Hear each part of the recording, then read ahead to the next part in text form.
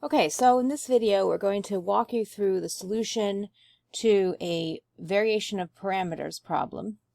We have our differential equation up here, and we have our forcing function here. And so in order to solve a problem by variation of parameters or undetermined coefficients, we first have to solve for the homogeneous solution and then go from there. So the first thing that we're going to do is we're going to take the differential equations portion out here that has all the y terms, and we're going to set it equal to 0 to solve for the homogeneous solution. This is a constant coefficient problem, and so when we solve this, we're going to get a characteristic equation that we can then use to find the roots to solve for our differential equation. This is a perfect square, so I can rewrite it as k plus 1 squared, and that means that the solutions to our differential equation are k equals -1. Now this is a repeated root because this is squared, and so to get our second solution we're going to multiply our e to the negative x for our first solution by an x to obtain our second solution. And so this is the general form of the solution for the homogeneous equation. Now from here we then need to calculate the Wronskian because we're going to need that in our variation of parameters formula. And so the Wronskian, we're going to put our first solution here and take its derivative, and we're going to put our second solution here and we're going to take its derivative, and then we're going to calculate the Wronskian by taking the determinant. So these two multiplied together is going to get us e to the negative x times e to the negative x is e to the negative 2x, and e to the negative x times negative x e to the negative x is negative x e to the negative 2x. And then we're going to subtract the product of these two. Since this is already a negative, it becomes a positive, and so we get e to the negative 2x times x. And these two terms here are going to cancel, and we're just going to be left with e to the negative 2x. Now, different textbooks will have you develop your variation of parameters solution a little bit differently. Some of them will have you derive it, but I prefer to just use the formula rather than going through the derivation every time. And so you can derive this formula using the same process that some textbooks have you develop. Now, using this formula, it doesn't really matter whether you designate which one you designate as y1 or y2. The formula will sort of work itself out. If you switch the order, remember that the Wronskian will be the negative of this one, and so the negative signs will get taken care of. As long as you're consistent, it's fine. So I'm going to use e to the negative x as my y1, and I'm going to use x e to the negative x as my y2. And then the g function is the forcing function that we had in the original problem. In this case, it's these two terms right here. So I'm going to plug these things into my differential equation. Here's my g right here. This is my y2. This is my g. This is my y1.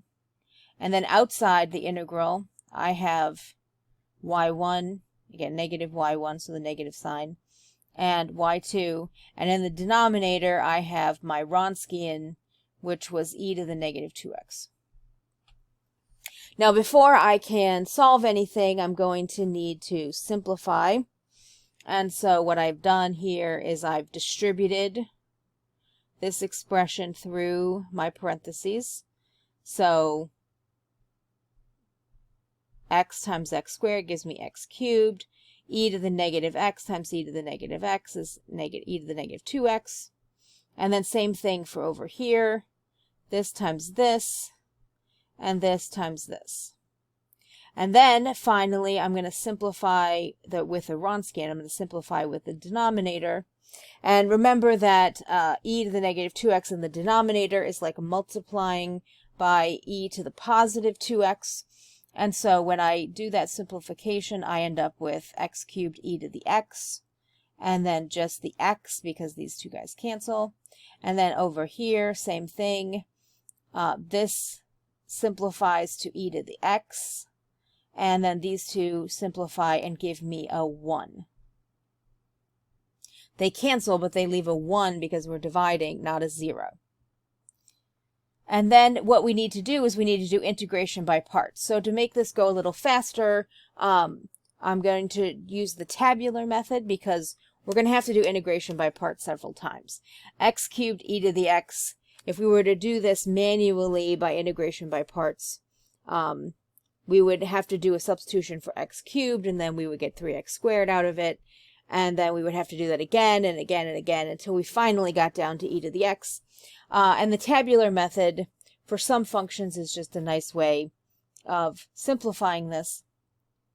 And essentially what we do is we take our function that we would deem to be u, and we take the derivative until we get to 0. And then we take our dv function and we integrate it until we get to the line where our u function disappeared. And then we combine them with a sign, because remember our product rule has alternating signs for our integration by parts. And we take a sign and we multiply u by v. So the integral of dv. So the next line down. And then we flip the sign and we take u and our new v. And on and on. And then finally, same thing, we do the exact same thing over here. And we end up with, and so you'll see these three terms right here in our expression are x cubed e to the x, negative 3x squared e to the x, positive 6x e to the x, negative 6e to the x, and then this x here gets all by itself. The antiderivative is just 1/2 x squared. And then same thing over here. These terms right here come from our integration by parts. X squared e to the x minus 2x e to the x and plus 2e to the x. And then the antiderivative of 1 gives us x. And again, keep in mind, you can verify using regular integration by parts multiple times that you will get the same solution. So once we've done our integration, then we have to do our simplification. And so we're going to need to distribute through our parentheses. So if we distribute this, we get x cubed because the e's cancel. And this also cancels with the e. And then this also cancels with the e and cancels with the e and changes the signs all the way down. But here we end up with e to the negative x. And then over here, again, we distribute. Our e to the negative x cancels with e to the x, but we get increased by x, so x cubed, and so forth. E cancels, this becomes squared.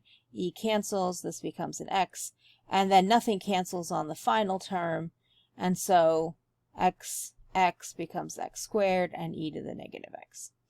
And if we simplify, so x cubed and negative x cubed disappears. Negative 2x squared and 3x squared become just 1x squared. Negative 6x plus 2x becomes negative 4x. Positive 6, there's no constant over here. And then this thing and this thing, negative 1/2 x squared and 1x squared become positive 1/2 x squared. And so this is our yp term, our particular solution for the given forcing function.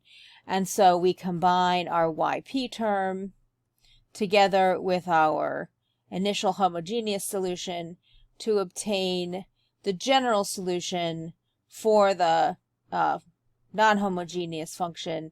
We don't have any initial conditions, so we can't yet solve for C1 and C2, but we were able to solve using variation of parameters for the forcing term to get this general solution.